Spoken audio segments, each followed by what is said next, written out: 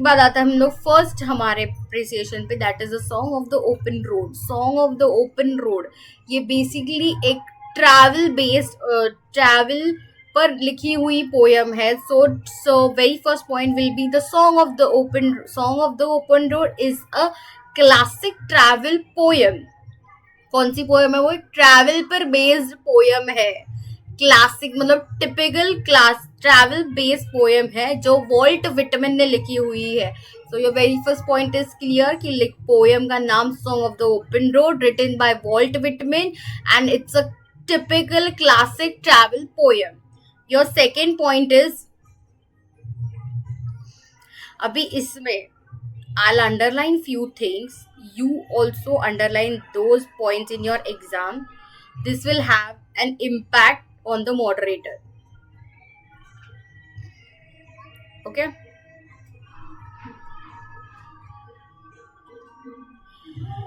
अभी जो मैंने अंडरलाइन करके लिया है वो आप एग्जाम में पेन से अंडरलाइन कर सकते हो, पेंसिल से कर लो। आपके पास बहुत टाइम है तो पेंसिल और स्केल पे जाओ, वरना पेन से फटाफट उधर ही उधर अंडरलाइन कर लो, ताकि जो मॉडरेटर चेक करेगा वो सब पूरी अप्रिसिएशन नहीं पड़ेगा, वो ये पॉइंटर्स पढ़ के समझ जाएगा कि आपको अप्रिसिएशन आ रहा है इस पोएम का। Well and good.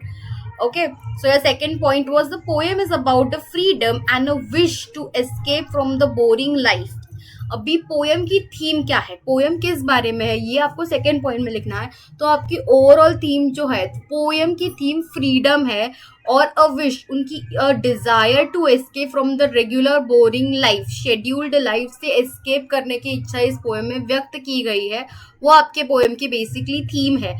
The poem represents life and the road represents the life and many choices it offers. अभी जो रोड के बारे में बोला गया है इस पोयम में, वो क्या, वो लाइफ को रिप्रेजेंट कर रहा है and the many choices life offers us. Okay, तो ये आपका दूसरा मुद्दा हो गया, ये आपके थीम के बारे में हो गया।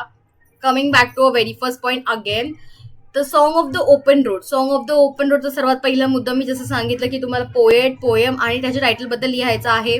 तर पोयमचं नाव song of the open road, ती एक क्लासिक टिपिकल, क्लासिक आणि टिपिकलचा अर्थ एकच आहे, त्यामुळे काहीतरी एकच वर्ड यूज करा। It's a classic travel poem आणि त्यांनी लिहिली कोणी आहे, तर वॉल्ट विटमॅनने लिहिलेली आहे। सेकंड पॉइंट, द पोयम कशावरती बेस्ड आहे, the poem is based on freedom.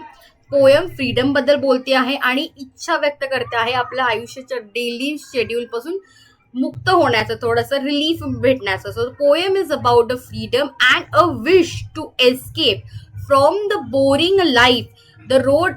And second point is the road represents the life. जो रोड के बारे में हम लोगों ने पोएम में सीखा है, वो रोड क्या रिप्रेजेंट कर रहा है, लाइफ को रिप्रेजेंट कर रहा है। And many choices the life offers to us. The third point, ये दो मुद्दे हो गए, इधर ही आपको एक मार्क तो मिल ही जाएगा ऑब्वियसली। अगर आपने पोएट का नाम बराबर लिखा है तो उधर आपको आधा मार्क्स मिल जाता है। The poem is in form of a free verse. अभी मैंने जैसे कि आपको देखा जाएगा, तो पहले हम लोगों ने पोएट और पोएम के बारे में डिस्कस कर लिया, एक सेकंड टिक नहीं हो रहा है, थीम के बारे में बोल दिया, पोएट और पोएम के बारे में हो गया। फिर आते हैं हम लोग पोएटिक स्टाइल्स पे। अभी पोएटिक स्टाइल्स मतलब अगर मैंने जैसे की बोला की पोएम फ्री वर्स मध्ये आहे का, पोएम मध्ये काही राईम स्कीम आहे का, किंवा आणखीन काहीतरी वेगळं, पोएटचे बेसिक फॉर्मॅट। तर इथे काय लिहिलंय, the poem is in form of free words. या पोएम मध्ये काहीही राइमिंग वर्ड्स नाही आहेत, because you know the rhyme schemes are based on the rhyming words. तो ये पोएम फ्री वर्ड्स के फॉर्म में है। ओके, ये भी जरूरी है, अंडरलाइन कर सकते हो पेपर में। Poem is in form of free words. The poet uses simple figures of speech like metaphor,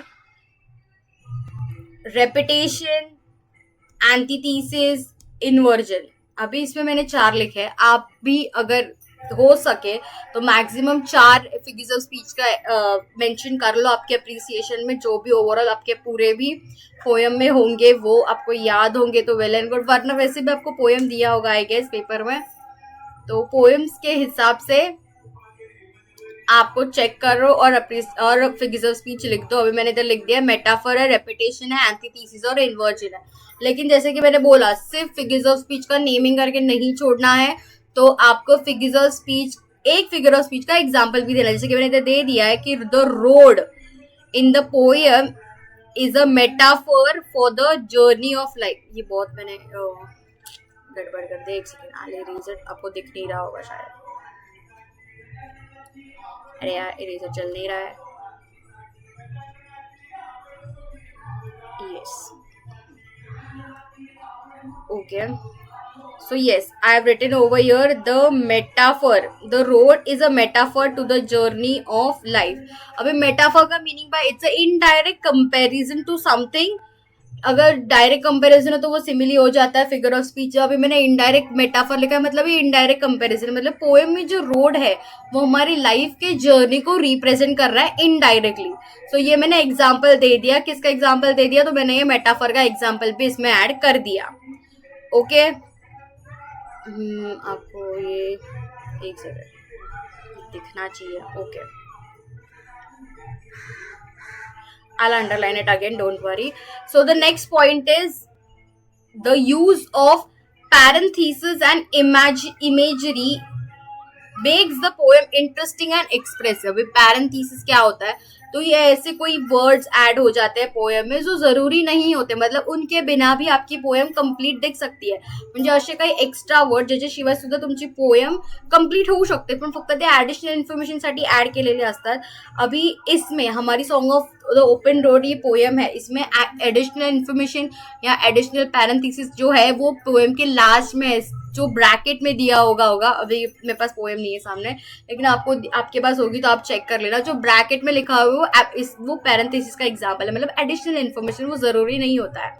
so the use of parenthesis and imaginary makes the poem interesting and expressive. अभी इस poem में जो parenthesis use किया है और जो imaginary use किया है, इससे क्या हो रहा है, वो पोएम ज्यादा इंटरेस्टिंग हो जा रही है और एक्सप्रेसिव और बोलकी होते आहे पोएम, म्हणजे अजून ती व्यक्त होते किंवा ती माणसांपर्यंत पोहोचते, हे त्याला म्हणायचंय। आता अभी मैंने ये जो स्टेटमेंट यूज किया है कि पोएम इमेजिनरी, पोएम में इमेजिनरी है या पैरेंथेसिस, ये मैंने पोएम के स्पेशल फीचर्स बोले, ये पोएम में अलग है दूसरे पोएम्स के कंपैरिजन से। इस पोएम में ये चीज अलग है कि इसमें इमेजिनरी और पैरेंथेसिस भी है जो पोएम को इंटरेस्टिंग और एक्सप्रेसिव बना रही है। तो ये मेरा 4th पॉइंट हुआ। उसके बाद coming to the next point is poem teaches us to live freely and not to be bound by the routine। मतलब बंधन नहीं है, इस पोएम हमें स्वतंत्रता से जीने के लिए मोटिवेट कर रही है। It inspires us, it teaches us to live freely without any restrictions, compulsions to our daily life, to our daily boring restricted lives। Okay, अभी ये मैंने क्या बताया, तो मैंने पोएम से हमें क्या मैसेज मिला है ये बताया है। जैसे कि मैंने बोला आपको पोएम से क्या मैसेज मिला है ये भी आपको मेंशन करना बहुत जरूरी है, तो इसमें मैंने पोएम से मुझे क्या मैसेज मिला है ये मेंशन किया। और very last point is your opinion about the poem, why did you like the poem. तो why I like the poem, I like the poem because it inspires me to enjoy and follow my own path. मुझे poem क्यों पसंद आई, क्योंकि वो मुझे encourage कर रही है कि अपनी जिंदगी खुशहाल जिए, उसकी जिंदगी एंजॉय करे और ऊपर से अपने ही मार्ग पर चले, जो मुझे लग रहा है मैं वही फॉलो करूं। यही था overall analysis song of the open road का। पॉइंटर्स बहुत इजी है, मैंने कम से कम और इजी बनाने की कोशिश की। अप्रिसिएशन इतना कर लो, आपको 4 में से 2.5 तो आ ही जाएंगे आराम से। बहुत अच्छी लिखी तो 3.5 पे जा सकते हो। अभी आपको अंडरलाइन करके दे रही हूँ कि इसमें से जरूरी क्या है। ये पोएम जैसे अप्रिसिएशन हम ऐसे का ऐसा लिख जाओगे तो भी वेल एंड गुड, बहुत अच्छी बात है। अभी इसमें जो मैंने अंडरलाइन किए वो आप भी पेपर में अंडरलाइन कीजिए, तुम्ही सुद्धा ते अंडरलाइन करा, त्याने काय होईल मॉडरेटरवरती इम्पॅक्ट पडेल आणि त्याला कळेल की ओके जर तुम्ही अंडरलाइन महत्वाच्या गोष्टी अंडरलाइन केल्या तर तो पूर्ण अप्रिसिएशन वाचणार नाही, महत्वाचे मुद्दे वाचले आणि त्याला कळेल की ओके तुम्हाला हे appreciation कळलंय। So yes, I'll underline the important pointers, whatever is necessary. Yes. So first thing, the song of the open road poems now underline kara. What type of poem it is? A classical travel poem and it is written by Walt Whitman. तो ये भी जरूरी है underline करना। उसके बाद the poem is about the freedom and a wish to escape from the boring life। poem is about the freedom, underline कर लो। wish to escape the boring life, the poem represents, ये जरूरी है, ये पूरा line underline. Poem represents the life and the many choices it offers. The poem is in form of free verse, free verse को underline कर लो, ये भी जरूरी है। पोएम फ्री वर्स में लिखी हुई है। पोएम के फिगर्स ऑफ स्पीच जो आपने मेंशन किए है, मेटाफर या रेपिटेशन एंटीथीसिस, इन्वर्जन, ये अंडरलाइन कर लो। और जो एग्जाम्पल दिया है वो याद से बहुत ही जरूरी है कि आपको वो भी अंडरलाइन करना है। Okay, then as I told, this use of parenthesis and imaginary, making the poem interesting and expressive.